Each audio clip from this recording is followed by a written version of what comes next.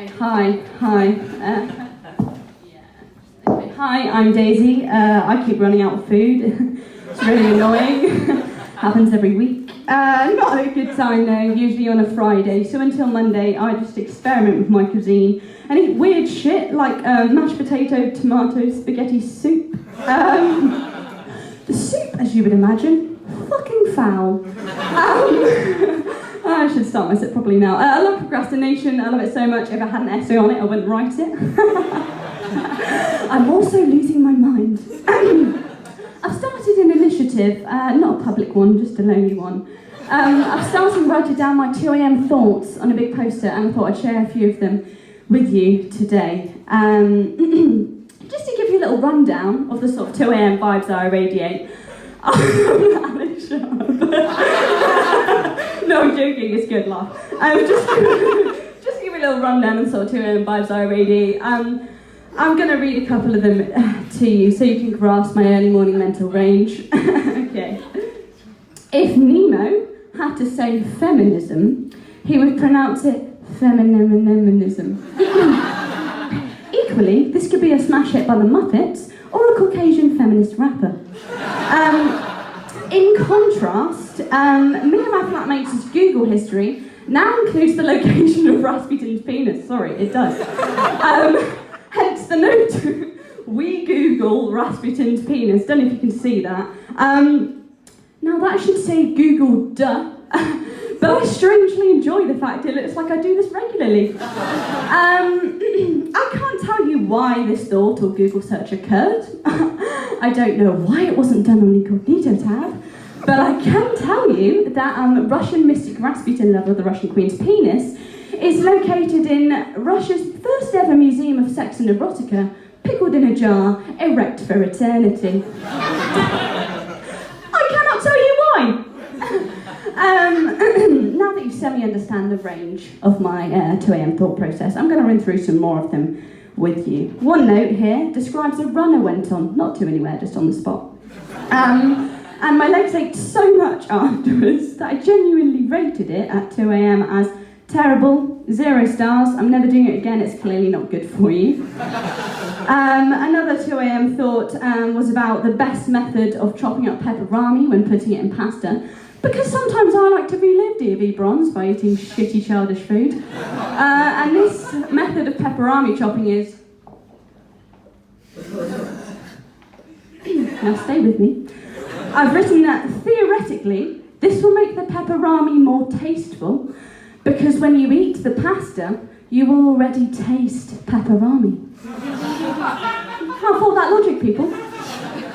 Okay, the next thought on my 2 a.m. list is a reminder to email Cadbury, which I did do. Also, by the way, I've been calling them Cadbury's since forever, and the fact it doesn't have an S disturbs me.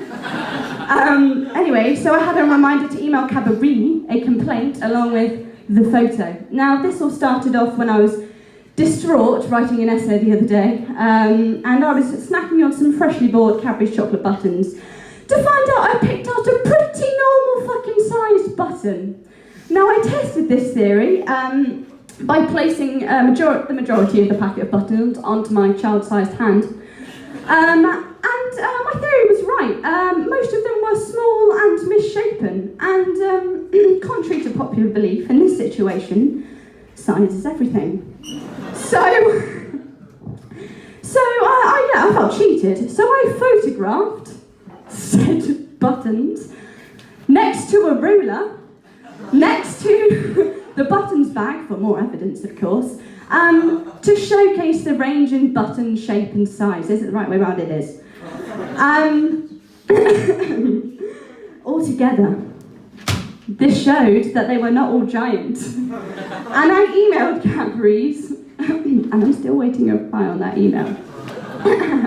Mostly in a hope of getting more free chocolate buttons. Any shape and size will do as long as they're free. Another 2 a.m. thought, don't need that anymore. Another 2 a.m. thought says that 1 a.m, I know what you're thinking, different time, but it doesn't matter. 1 a.m. is the best time to paint your toenails. As you've guessed, I recently painted my toenails at 1 a.m. and they were perfect, and they still are. I don't know if anyone else finds this, but toenail varnish can survive the apocalypse. I painted them bright red as per usual. However, when I usually paint them bright red, I have to leave my socks on for a while because just to let the nail polish I've got all over my toes rather than just a nail rub off, otherwise it looks like somebody has brutally stamped on my feet. But there was no need this time, so 1 a.m. nail painting it is. Another thought on my 2 a.m. list is a little inspirational reminder to myself. Write down embarrassing memories, perhaps in a book. This was particularly unhelpful because I have many, many, many embarrassing memories. And I will share with you one particular day in my life to prove this. The 4th of May, 2013. This was the day I forgot my PE kit when I needed it for interform netball at school. But it was okay, because my mum came to drop it off. Alas. She caught me on my way to class, and then informed me that she had to stay at school, in the car, thank God, because somewhere on the way to dropping off my PE kit, the car exhaust had fallen off, and it was now somewhere between my secondary school and our home. Unfortunately for me, my Year 9 French class, by the way, which happened to be the same French class that my first ever secondary school boyfriend was in, check me out. We held hands like twice, he was a prude. Anyway, so the windows to this French class directly faced the school car park, so you could see my broken car and mother. Shortly after this class started, there was a horrible banshee squeal sound, and I knew that meant my dad had arrived in his dying truck. I should explain to you that at this stage of my life, age 14, when I got nervous, I had coughing fits. Yay me! So I sputtered so much I was genuinely asked to leave. When I came back to the classroom, I was still so nervous because I could now hear both of my parents arguing in full view about a car exhaust outside my class. Hence the coughing proceeded again, and I was, you guessed it, politely told to leave once more. Sacre bleu! After this, later on in the day, I did finally get to play netball, and I tried to forget the teenage embarrassment from before. However, my hairband snapped mid-game. Now, this wouldn't be a problem to most people, but as you can probably tell, especially age 14, my hair was frizzier than prepubescent Hermione Granger's, so I couldn't see a fucking thing during this game, but it was okay, because that meant hardly anyone passed to me, and even though I joined the netball team in year 7, I'd never actually played for them, and I had no idea what the rules were. So I spent the game frantically running around, trying to find my favourite hairband, and yeah, as you can guess, the school team did fine without me. During the tournament break, I was really desperate for a wee, as in very desperate, but I was too awkward to ask for the key to the girls' changing room so that I could go to the bathroom. So I said, please can I get my water bottle? To which my PE teacher said, just use the PE water bottles. To which my polite self said, okay, thank you. But my inner self, from the depths of my soul, said never, because the school PE water bottles were grotty and, let's face it, had never been cleaned. So I thought, no, I don't need the key to get into this changing room. I'm pretty smart. I've seen Scooby-Doo and Daphne uses her hair grips to get into places all the time. Piece of cake, mate.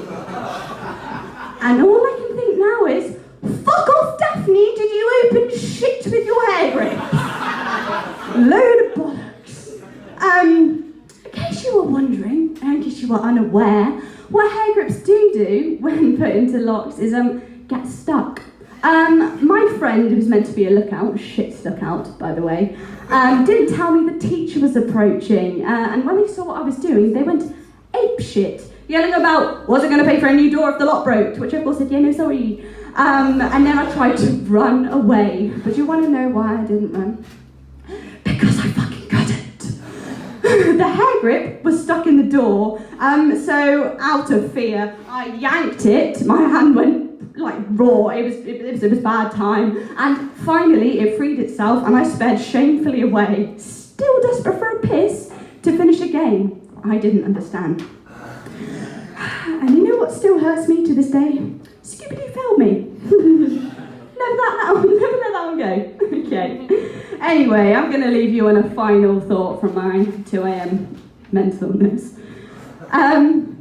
Baby Yoda, best song ever written? Question mark.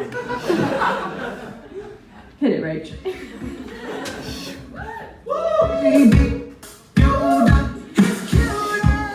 Your new favourite song, people. You're welcome. Thank you so much.